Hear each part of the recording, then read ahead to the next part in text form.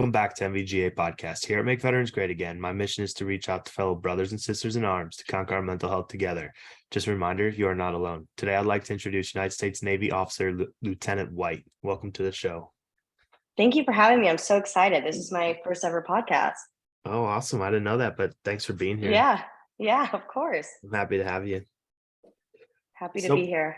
How was your Christmas and holidays?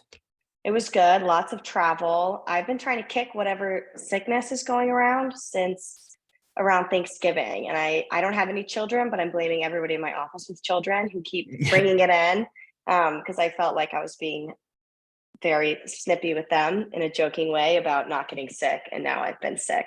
And I think they've just become immune to their illnesses that their children have. And I'm not. I'm still trying to fight that, but we're getting there.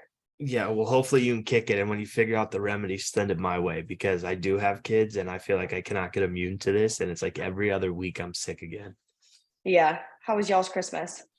It was good. I had family from out of town that I haven't seen in like 20 plus years. So Oh, it was nice. seeing them. They're still in town right now. But it was a good time. I can't complain Good. at all. Good. So let's just jump right into this. What was your life like before you joined the military? So before I joined the military, I grew up in Charleston, South Carolina, and I always grew up with some sort of military influence. My dad went to West Point, so he was in the Army for a little bit, and I just always grew up watching the camaraderie he had with his classmates and then those he served with while after commissioning and in the Army. And I always knew that I wanted something like that in my life. I wanted some sense of camaraderie. My dad had always showed the importance to my two younger sisters and I of serving and how lucky we are to be in the US. And it wasn't really until I was in middle school that I realized that I could go to college for free and then serve in the military. So that's kind of what sparked that interest with me. But yeah, I'm one of three girls. I'm the oldest, and my sisters and I are super close. We're all 15 months apart. Spent a lot of times playing outside, and it was good. I was really into sports. My middle sister was more like the popular girl at school, and then my youngest sister is the brainiac. So we're all very different, and it's funny now that we're all adults, and now we're all best friends again, even though we were in totally different cliques, if you want to say, in high school. Right, like Mean Girls, You Can't Sit With You. Yeah, exactly. We always joke that if we were not sisters, I don't know if we would have ever been friends. But yeah, now we're all very close, which is great. That's good. Did either of your sisters join the military? My middle one did not, but my youngest one did. She went to the Naval Academy like I did, and she commissioned 2 years after me. And she's in training right now to be a submarine officer. So she'll be on submarines, which is kind of crazy. Okay, well, look at that. She's following in your footsteps. Yeah, ish. So what's your time in the Navy been like so far? It's had its ups and downs, which I feel like everybody can say about most things. I've been very privileged because even though I faced certain adversities that we can get into, I've been able to still find a career that I like. So I initially commissioned to be a naval flight officer, so like the backseater. If you've seen Top Gun, the goose in the back seat. And I got down to flight school. It wasn't really for me. And I realized that I wasn't really living a life that I loved, and I wasn't in a job I loved. And so I decided to transfer out. And then I began the application process to become a Navy public affairs officer. And so that's what I do now, which is honestly my dream job. It's what I would want to do if I wasn't in the military. So I think I'm really grateful to be doing that. And I think my job right now, I get a lot more opportunities to see the bigger picture of the military than if I were to have been in flight school. Okay. Well, that's cool that you were able to, adjust so quickly and find what you wanted, and you were able to make it happen to follow your dream. Is that what you went to school for? No. So I actually went to school. I studied political science with a minor in Spanish. Okay. But it's interesting because at the Naval Academy, everyone gets a bachelor's of science. So everybody has to take the STEM courses, all the engineering and the science. And I do not like that. I am such a humanities brain. So that was very interesting. But but being like a well-rounded student, I think has helped me in the real world more than I thought it would. Okay. Well, that's good. What does a public affairs officer do in the Navy? So I explain it to people as a PR, marketing, and event planner for the military. Okay. So if you're attached to a ship, you'll be with your division and you're in charge of all of the media or special events that will occur on that ship. So if your ship has any VIPs or distinguished visitors coming on board, or you're just posting about cool events on the ship to social media and maybe local news outlets, you would do that. You can also work directly for a higher ranking officer. So that's what I do. And Okay. I'm his public affairs officer. And I help him out with all of his speeches, events that he's going to, if he wants to be interviewed or a local media outlet wants to come and interview him, I help prepare him with that. So it's very cool because I get to see the behind the scenes of the Navy or of news or events, which I think is really cool. Oh, that's cool. You probably got some special privileges with that too, huh? Yeah, it's very interesting for sure. Uh, so it sounds like you've had a great time in the Navy, but have you ever had any negative times or like bad times? Like I'm sure the transition from flight school to getting into being the public affairs wasn't as easy as simple as it sounded. Yeah, so I think I think my biggest struggle in the military has been just as unfortunately is with a lot of people, just the whole mental health struggle. And that's what I am incredibly passionate about. And it kind of took me having like an eye-opening moment to realize how important mental health was. So I commissioned in May of 2019, and then in August I moved down to Pensacola, Florida, to report to flight school. Um, I was super excited, started the pipeline, wasn't really into it as much as I thought I was going to be. And then on December 6th of 2019, a terrorist came in and actually opened fire on our training building.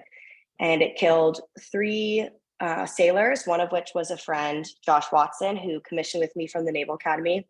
I was there and not injured, thank goodness. But that kind of, I think, shook up a lot of people that were in flight school with us.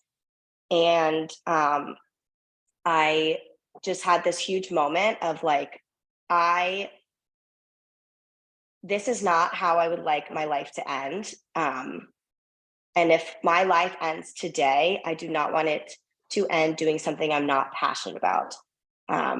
I don't think I was taking care of myself the way I should have been. I just graduated from college. All I wanted to do was drink and party and go to the beach all day when I wasn't in training, which is what I Yeah. was doing.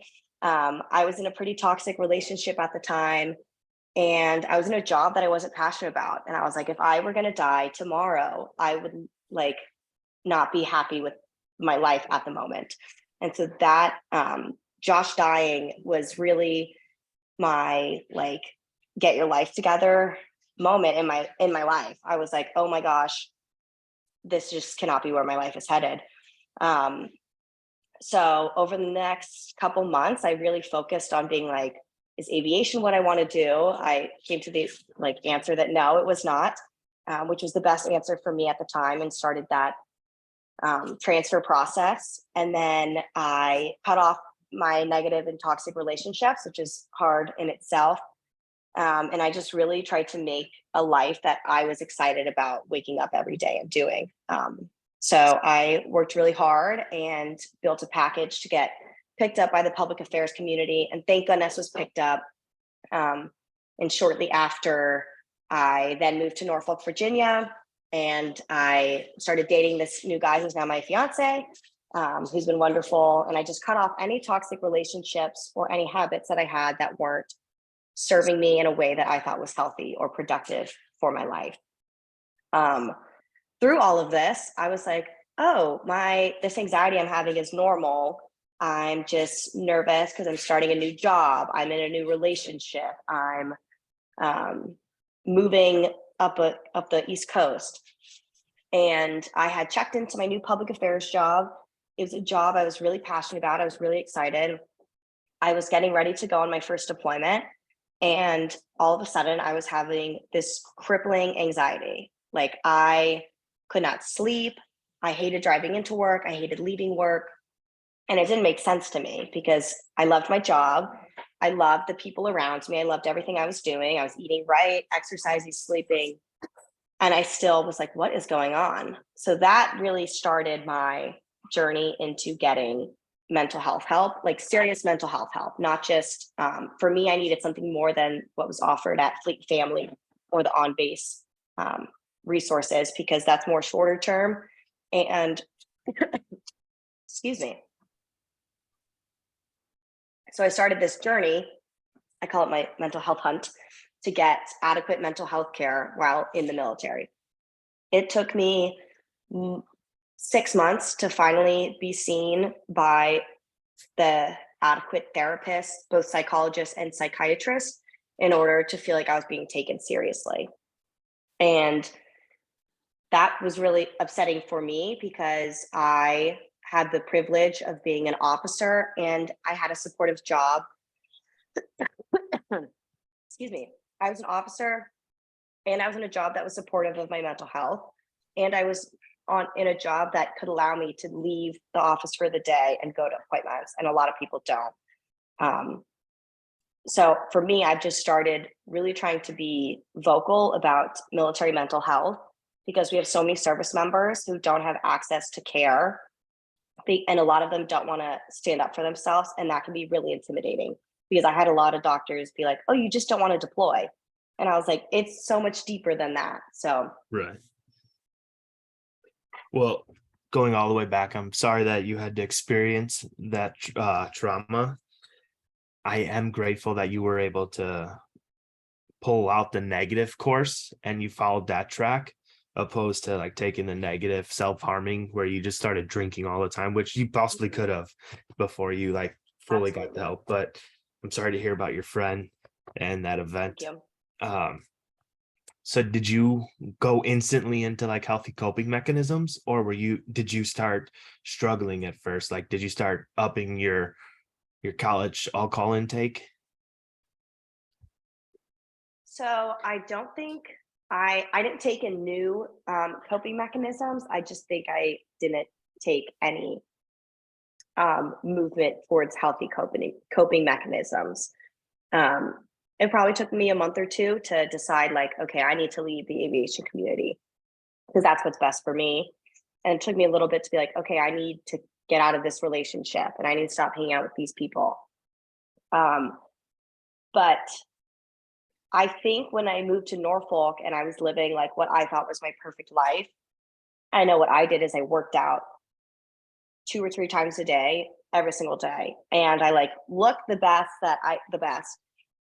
And I was healthy, what I thought was healthy. But I was probably like maybe the lightest I've ever been. And it took me being in therapy, being like, oh, I don't need to work out 3 times. Like, I would do 2 spin classes and a CrossFit class a day, which is just way too much for Motivator most over people, I would say. I know.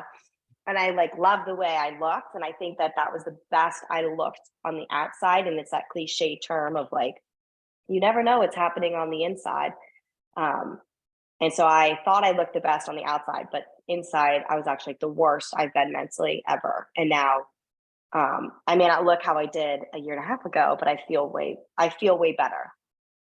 Okay, that's good. But did you feel like the gym was helping your mental health though, or you didn't feel like it was having any effect on it?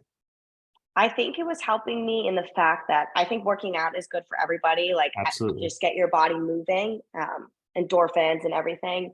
But I think I was using that as an avoidant Okay. behavior, because then I could just focus on like, oh, like, when you're working out, your brain kind of like zones out, or at least it does for me. I got to do that. And then if I could do it for like 3 or 4 hours a day, that was good for me, because then I go to work and I'm very like tunnel vision at work. All I want to focus on is work. Then I go home, work out, make dinner, and then I could go to bed. So you took a healthy thing and you abused it too much, right? That I've Yeah. never came across it like that, right? Like I always most people and myself including, like, we don't go to the gym all the time, right? Or like we take breaks, but you were just killing yourself in the gym, literally. And Yeah, yeah, you were able to escape it, but it's just like you were never working on it. So you were keeping that band-aid on and not healing the wound. right. Uh, so that transfer, how does that work from it? Because you were still in the schoolhouse, right? When you transferred? Hmm. How does that work? Like, in my mind, I feel like that's a big no-no. Like, I don't think I ever would have been able to do that, especially in the schoolhouse, you know? So how's that on the officer side? Yeah, so it's interesting because um, as it should be, like I'm not saying this is wrong, but when you go for flight school or to buds for SEALs or the EOD track, like a more specific track than just like going surface warfare, just generalization on a ship, um, that is your whole life. So I went into flight school being like, oh, I'm always going to be an aviator. There's nothing else left in the world. Like, that is what I'm going to do. And I can never do anything else. Like, that is the life I have picked.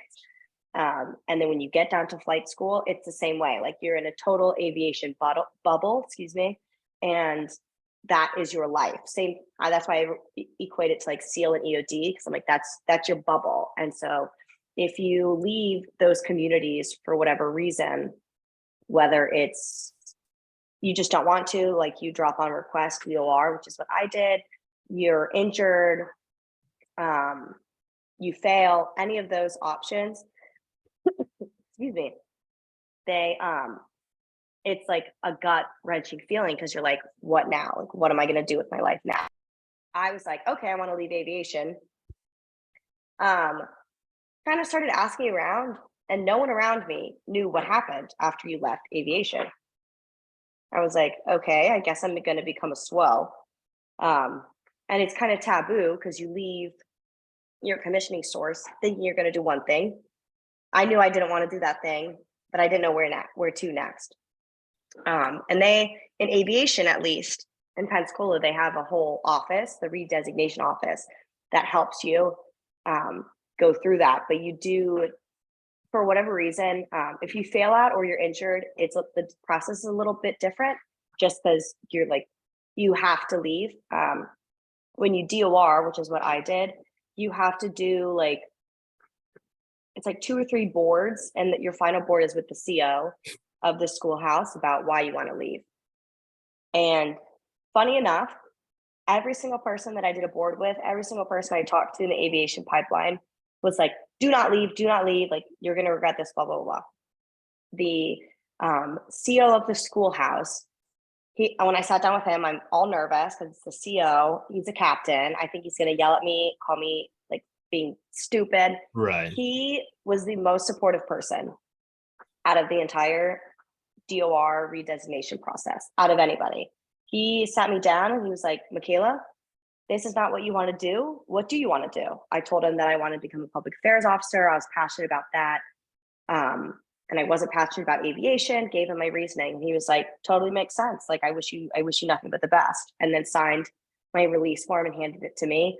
And I just walked out of there like so relieved that I didn't have to stand on guard for like a 30-minute board again, like I had for the 2 prior ones, where people just are like, you're going to regret this, blah, blah, blah. And honestly, like, since leaving the aviation community and seeing other sides of the Navy, it's very refreshing for me. And I wish someone had told me this when I was leaving, that nobody cares how you got into your new community, just as long as you perform well.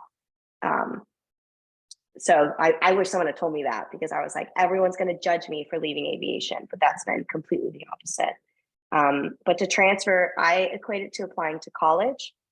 So you have to do a personal statement, get some letters of recommendation, a portfolio, and build a package. So then I was on temporary duty with the public affairs office down in Pensacola, Florida, and I built a package. So I did social media posts, wrote articles, helped out with videos, and then made a package and then submitted it to a board.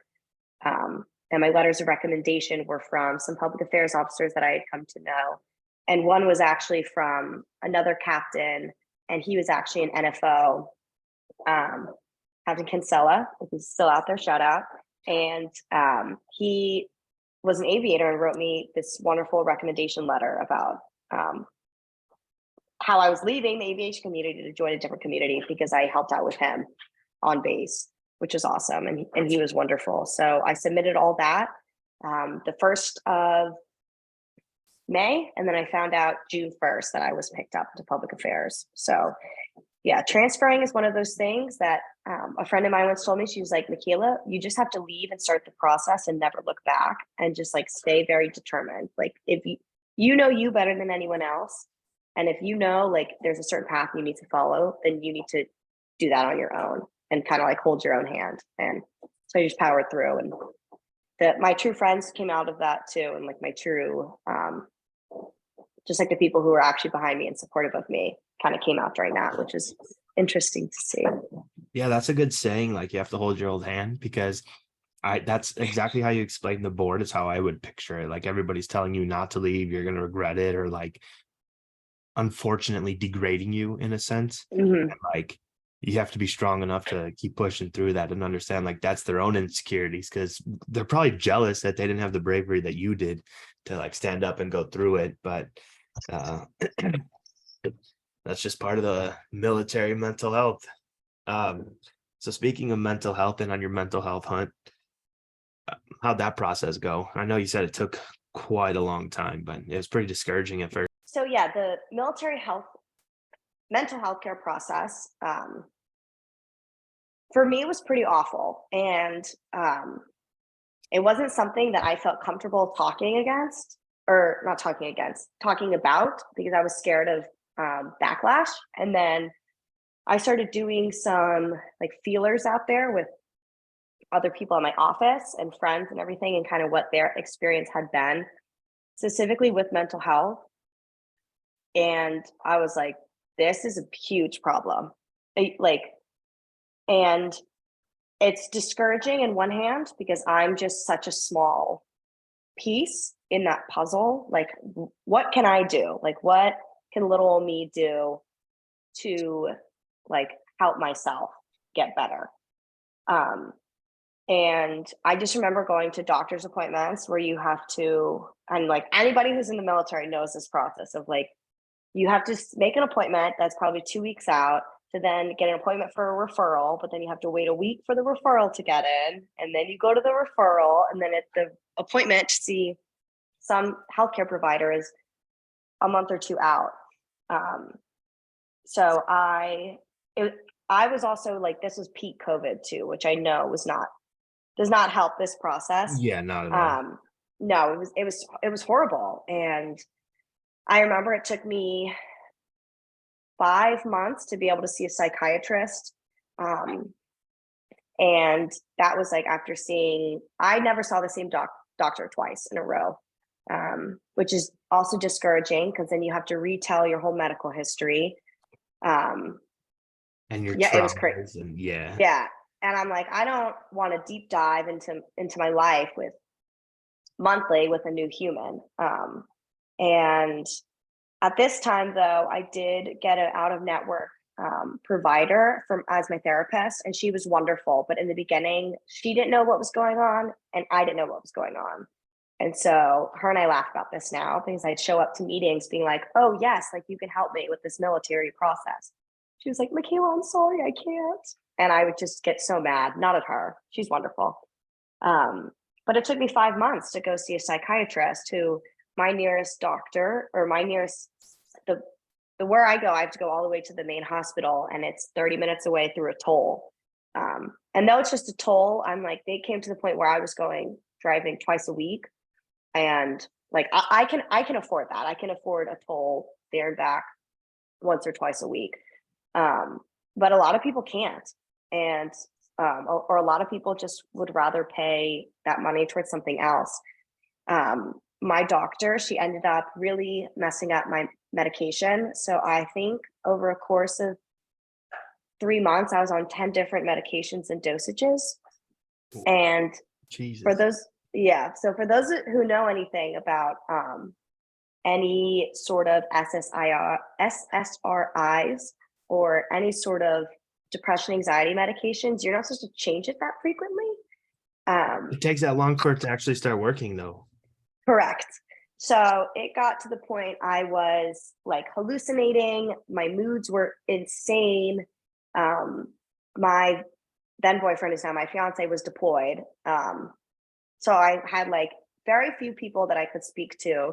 My brain was going like this. That's how I always explain it. And I had a very supportive boss. And I would just go into the office one day and she could tell by looking at me that something was not right. And she'd be like, just go home. Like, you're like, it's not okay for you to be here right now because you're not yourself. And she wasn't saying that to be mean. She just knew that like being at work was not going to be helpful to anybody.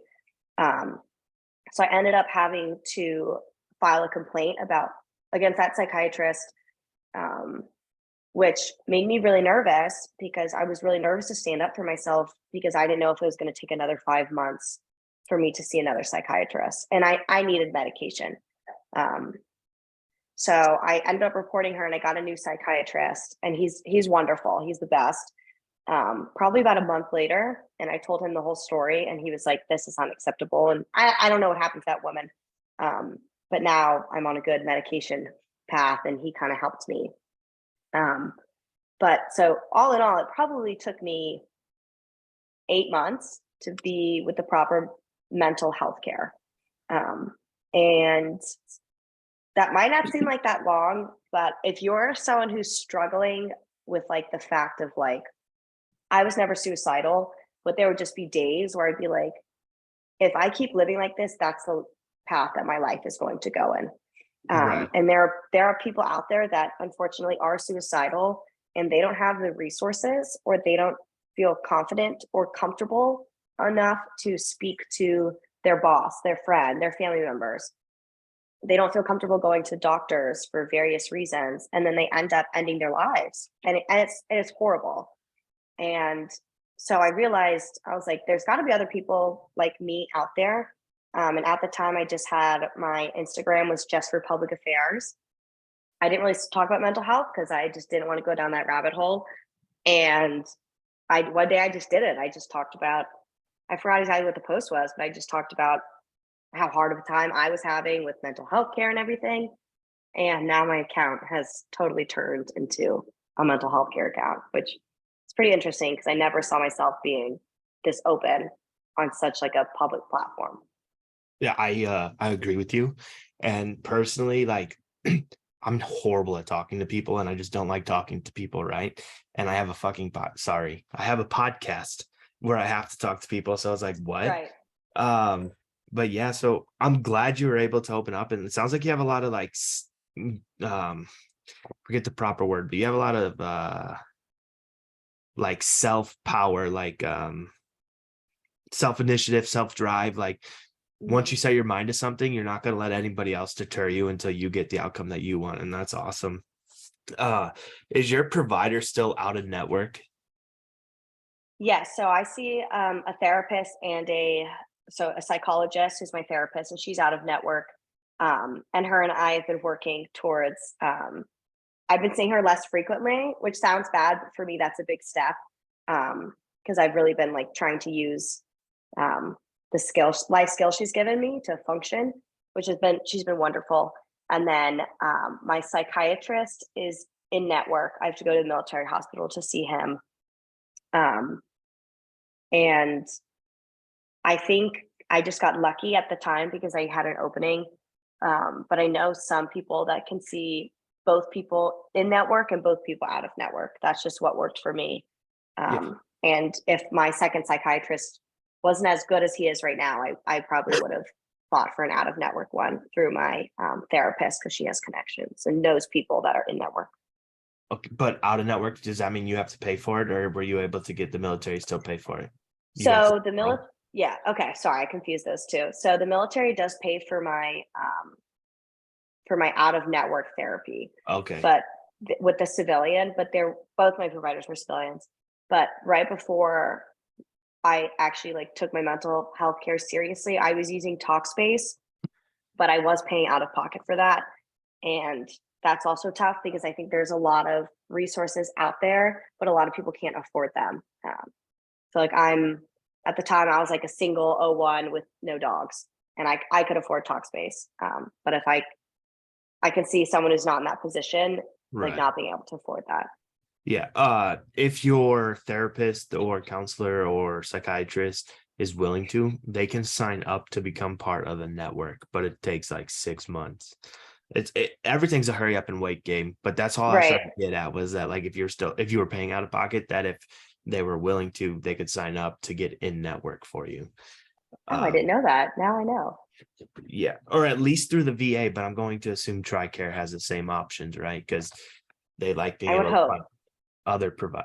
I guess that's a not a good assumption for me to make. But you said going to your therapist less sounds bad, but I think that sounds amazing because you're using therapy doesn't work for people, especially myself, because I don't go home and use the tools all the time, right? Like I just think the once a week or whatever it is going to be enough for me, but that's not the truth. Like you literally have to do the homework like you're in school again and Yeah. take that homework home and apply it. And it is so hard, but it's worth it because eventually you're going to feel like nothing's working and you're going to wake up one day and notice tons of changes, whether they're tiny and small or not, but they're positive steps forward. So that's awesome. So good for you. I'm proud of you. That's amazing. Yeah. Thank you. Thank you. Yeah. I definitely was like you for a while. And then I just was like, I've got to pull this together. I personally, not saying you need to, No, everyone's right. on I their get it. own journey. But I was like, because like, for example, I used to have really bad intrusive thoughts that would just like spiral, and it would ruin my whole day thinking about a scenario that wasn't even true. And it was never going to be true. And so then I had Right. to use my life skills for my therapist to kind of nip those in the bud, which is good because I thought that was just my personality, and she was like, "No, that's not normal." Okay, thank you. Yeah. I fall right in that. Like all of a sudden I'm spiraling and I'm like, wait, what am I doing here? Like I thought I was doing better. Like, but it's all part of life. Like we're always going to have these struggles, right? But it's up to us to when we catch them and how soon we're going to switch it, like because it's Yeah, us talking to ourselves, right? I noticed that like if I catch myself thinking and I start talking out loud, I start to talk out loud like positive things. Like yesterday I don't want to say I was having like a panic attack, it wasn't that, but it was like I was getting anxious and I was like having a bunch of self-doubt, and I turned around and there was a mirror, and so I was like, okay, let me just start talking louder than the voice in my head, right? Like okay, I'm not that crazy where I have voices in my head, right? It was my own voice. right. But I started talking out loud, and it's like, oh, I woke up out of this like haze almost, and like my Right. brain became clear, and I'm like, oh yeah, this is who I am, this is what I'm doing. I hope that makes sense. But No, it 100% does, and I'm so with you. okay, good. How I'm sure you mentioned it was scary, but I'm sure it was scary coming out because you're still in active duty, right? So coming out and talking about mental health is still taboo, even though it's coming more semi-common, I guess. But you did you see any negative repercussions from it? I personally did not with what I do, but I have seen it on other accounts, for example. Or I don't have as many followers as some other like military mental health advocates out there do. And so there's been times in my office, people are like, oh, do you follow so and so? Like they don't actually work. They just they post reels. And I'm like, the whole point is to like make a whole conversation about talking about hard things. Um, and again, like I'm so lucky that I come from, um, I've been at two commands since all of this, and both commands have been incredibly supportive of me. And I remember the first time I posted about my mental health, I walked into work the next day, like so nervous. And then my boss, she was like, oh, I really liked your post, like photo or whatever I posted. She was like the other day. And I was like, okay, great. And the only people that I feel like are negative, I don't even want to say negative. Like I have some friends who I love and adore, but they're like, why are you posting? Like one day I posted a picture of like a pill talking about like how many different my medication issues I've had. And he was like, why are you posting photos of pills? And I was like, if you read the caption and like get into there, I'm not posting about like pills or doing drugs. It's like it was my visualization of Right. like the changes I've gone through. But I think I've I've been very lucky with in terms of like any negative repercussions, because I also have friends who like aren't allowed to, or they're allowed to go like to a doctor's appointment, whether it's like a mental, physical, whatever kind of appointment they're going to, and they're still kind of looked down like, ooh, like why are you missing work? And I always tell people, I'm like, if you have an appointment, like especially mental health, like go.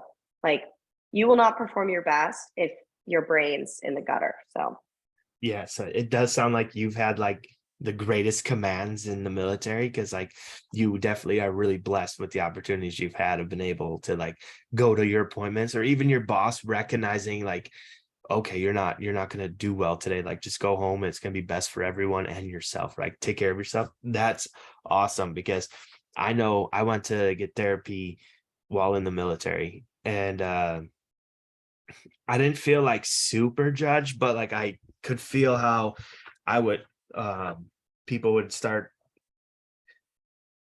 I didn't want to miss work, right? Like for myself, because I didn't want what comes with missing work. Like, oh, you're just slacking, or you're trying to right. skate, or yada yada yada, right? But I had to get better. And I mean, Yeah. the therapist I went to was good, but it didn't help me, because but it's partially my fault. I was looking for a grandma-esque therapist that I just felt comfortable, because you have to tell the story over and over and over again. So you go to what you're comfortable with. And so that's what she was. And like I'm grateful for her, but like she never pushed me or encouraged me. She just listened. Uh, Yeah. And I would say to that point, that's what's made, I think, my therapist right now so wonderful. Is she calls me out when I'm doing something like, I don't want to use the word crazy, but when she's like, really, Michaela? And then what happened when you did this and this? And like she is always one step ahead of me mentally. And I know that's her job, but she's the real therapist, like real first therapist that I feel like has like metaphorically like shaken me by the shoulders and being like, here is how you can like make yourself be better. You have to do this. Like back to the hold your own hand thing. She's like, you like this is up to you. Like some of my mental health journey, like I had to take accountability of myself. And like if I'm not doing my little homework for my therapist, I'm not going to get better. And then I'm just wasting both of our time, in my opinion, wasting both her time and my time, spending an hour with her a week when I'm not doing what I'm supposed to be doing when I'm not speaking with her. So she's really the one, like she's the best therapist I've ever had. Um, but yeah, her just calling me out is really what's helped like my healing at least, because I yeah. need that, because I don't need everyone being nice to me all the time. Right. I mean, like that's what you want, but you also need that like stern, like, okay, here's a brick wall. What are you gonna do? You can go through it, or are you gonna walk your way around it? And my therapist now Exactly. was just like the one you're talking about, but it took me multiple therapists and Yeah. like a lot of downtime, because it's really deterring having to start all over. But once you find the right therapist, it's 100% worth it. Yeah. Uh, 100%. yeah. So what do you do in the military? Like, do you have junior officers below you, or are you just working solely with the one officer? So my job right now, there's in my department, which is the public affairs department, I just have one sailor under me. He's a first class and he's wonderful. But at my last job, I had like 25 under me. And I was also the assistant officer in charge. So, which was interesting because I was just an O2, and um, the woman above me, the officer in charge, she was an O4. And then I was in charge of officers who were my peers, essentially, as well as all of the junior enlisted who are around my age. So I can like see that there are people, if we weren't like in a military setting, that I would be friends Right. with. You know what I mean? Who I see like people in them that I went to college with or high school with. Um, so it's interesting, but I miss sometimes having a larger group of people. I bet the more people you have to talk to, the less you're going to sit there and talk to yourself and spiral in your head. So Yeah, exactly. I guess what I'm trying to get at is like, you're a mental health advocate in the military, right? Are you able to like, I don't want to say necessarily teach mental health classes, but like when you had a larger group of sailors underneath you or whatever, were you able to like hey, let's talk about mental health, or like bring up the topic at least? I think I could have. I think I probably would have done that at my last command just because I had so many more sailors um, under me and around me. And I think so. I actually got pulled from a deployment at my last command because of my mental health, which was the best for me. So I didn't end up deploying. And though I had 25 sailors, we were still a relatively small command. So then I knew rumors were going to start being like, "Ooh, why isn't she going on deployment? Did this happen? This happen? This happen?" Whatever. So I would just, if someone was talking about it, I would just be very straight up. I was like, "Hey, my mental health is pretty bad, and like my doctor decided it's not the best for me to go right now." And then I realized that I had more people come up to me like one on one, or as I'm like leaving for the day or something, just coming up to my office and asking me about that process, because there's way more people than I thought there were reaching out to me, um, both on Instagram and like people who follow me on Instagram, as well as coworkers asking me about how that process was, and would tell me how they would go on a deployment and just kind of like suck it up, and it would be way worse for their mental health. And they were just asking how I was able to like get actual support from a real doctor about like, hey, you should not deploy because that's not for you. So I don't know. I'm much more.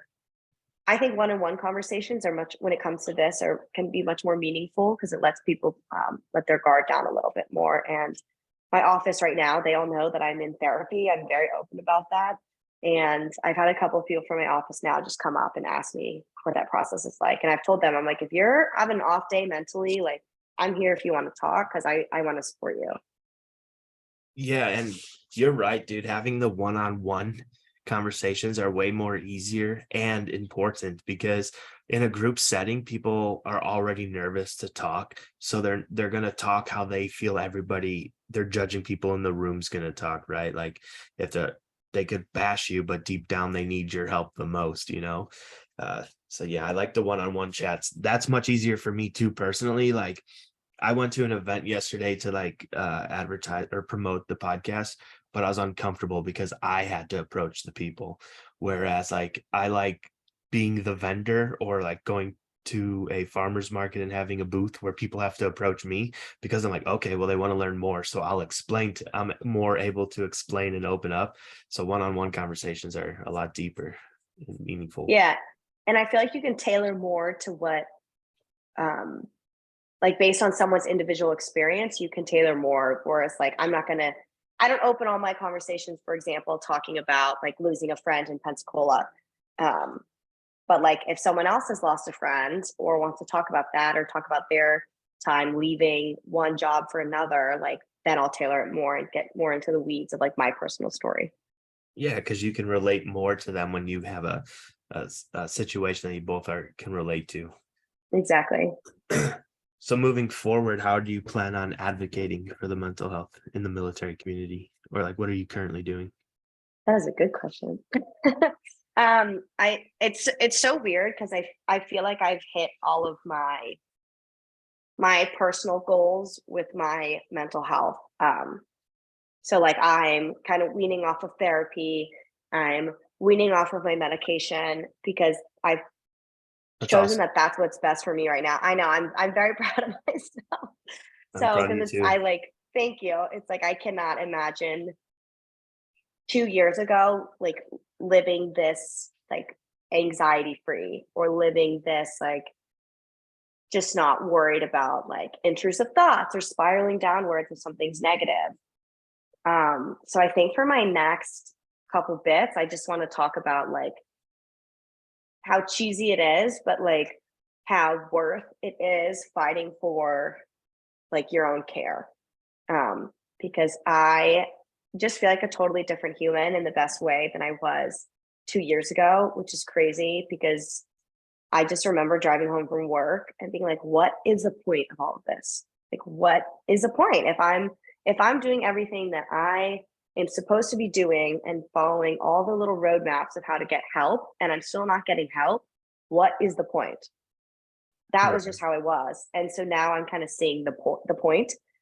So I don't know, it's been crazy for me. So I think I really just want to like emphasize to other people that it's worth it and it's out there. And I know that sounds cheesy, but it really is. And I don't know. I'm living like a life that I never thought I'd be able to live right now. And it's crazy that it's been like 3 years, let's say, and I just never thought I would get here. And it's awesome and it's worth it. Dude, you should be proud of yourself too. Like honestly, like as I can see you're excited and happy, and like that's awesome because I can't wait until I'm where you're at. But although I don't necessarily feel like when I take the medicine I notice a difference, but I mean I take it consistently, right? But like Right. I want to wean myself off, but at the same time, I'm so scared because I remember how bad it got and I don't want to go back there. So Yeah. it's like a catch 22, I guess. Yeah. And that was a big scary thing for me because I remember my therapist was the one who was like, Michaela, I think it's time. Like, I think you're okay if we now go like once a month to therapy. And Okay. it was me that was like, I don't want to. And she's like, no, you can do this. Like, call me if you need me. Like, you can always call me, but you're going to be okay. And the medication, I was really, really scared to start getting off of it just because, like I talked about, it took me so long and it was scary trying to find medication because you're totally out of control and because your brain chemicals don't know what's happening. Right. But I don't know. I just woke up one day and I was like, I think I'm ready to like work off of this. And I talked to my psychiatrist. He's on the same page with me. Everyone's on the same page, my whole care team, which is wonderful. That's great. But at the end of the day, that was a decision that I made for me. So I'm glad, like that's awesome. And of course, it's awesome that you're doing it the right way too, like with your therapist and that. And dude, our therapists are like our safety blankets. And like yeah, you're like, no, I don't want to go. But she's like, I'm not coddling you. Like, go spread your yeah, wings. Like, you got this, believe in yeah. yourself. That's awesome. Uh, do you feel that you'll always need a therapist? Maybe not even like once a month, but at least a couple times a year. I do. Yeah, I'm a firm believer that I think everybody should go to therapy A at hundred least percent. a couple times. I say it to everyone, and some people are like, nothing's wrong with me. I'm like, nothing has to be wrong. I know the last time I stopped talking to my therapist weekly over like the summer, early fall, and 2 weeks ago, 2 or 3 weeks ago, I was just feeling really overwhelmed, and I could not figure out why. And I just shot her an email. I was like, "Hey, I'm okay. I just have a lot of anxiety, and I don't know what's going on, and I want to talk about it." 3 days later, we set up an appointment, and we talked it out, and I feel like so much better. And what she's wonderful. She just digs in there. We figure out why I was anxious and then we move on. And then like when I got engaged, I reached out to her and like send her pictures and everything. But yeah, and she's made it very clear too that like whenever I need her, I'm welcome to email or call her, which is great. So That we'll is. see when that next time will be. But it's very nice having a supportive therapist in my corner who's not making me feel like I'm a burden if I randomly need to see her. Right. And well, first, congratulations on your engagement. I forgot to say it Thank you. earlier. Yeah, thanks. Uh, you're welcome. Secondly, like I agree with you 100%. Like I think everybody will need a therapist, and it doesn't have to be every day, every week, every month, right? Like your significant other could just say that one thing that that like boils your blood or like sets you over the edge, that you just need somebody, a non-biased person to vent to. And I feel like a Right. therapist would always help everybody out, no matter how perfect they say their life is. Like there's always something that you need to vent and get off your chest, that like it's best to have an unbiased person. But that's my personal opinion. So I totally agree. do you have any saved rounds, like anything I missed that you wanted to reach or talk about? For me, I recently found that would help me out a lot with like being stressed out, was yoga actually. And I recently have gotten into like, I recently have like really worked hard with yoga, to try to like really slow down my breath. And I feel like I was like, that's so like woo woo. I don't want to get into that. I'm not going to become a yogi. Um, but I think like yoga for me at least has really helped me get off of like move away to like functioning on my own. And that with my mixture of like therapy and medication has been wonderful because I fought it for probably my entire life. And over the past like 8 months, I started doing that.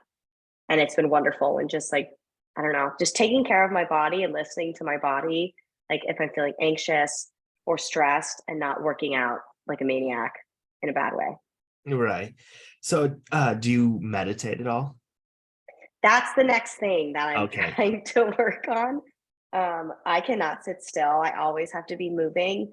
The yoga studio I go to has like 30-minute classes. And so I started with those. And I just like, it took me like 2 months to get to the hour classes. But I would like to start meditating next because I've heard great things. I've just like, I can't imagine just sitting there for X amount of time and not doing anything. Yeah, I agree with you. It's so hard. Yeah. Like, I have been trying to meditate for months, if not a year or two by now. But like I try it solidly for a couple of weeks and then I forget about it for a month and then try it again. But what I've learned that works best, I am never past 2 minutes worth of meditating. So take it with a grain of salt. But what I've learned is when I stay consistent with just like deep breathing for 2 solid minutes, I can slow my brain down and I don't know about you, but my brain just thinks and goes and moves and like just Yeah. wants to keep going. And when I fight it and breathe, like I notice a world of difference. Like I'm calmer, like my shoulders aren't as rolled forward. Like it's crazy how breathing can change your physical effects on your body so much as well. Yeah. Yeah. Maybe we just need to be each other's meditation accountability friends. Hey, I'm down for it because I would love to continue to talk to you like off the air about like some like cameras you might recommend or social media projects that you have. Yeah. And so Yeah. if 100%. you want to stay in contact, I'm more than willing and Yeah, for open sure. to it. All right. Well, thank you again for taking the time out and coming on the podcast. I appreciate you being open and honest. And again, congratulations on everything you said, like your fiance to weaning yourself off of therapy and your medicine the proper way with your therapist approval. Like that's awesome. I'm so happy for you. Thank you. Thanks for having me. I really, really enjoyed this. Thank you. Me too.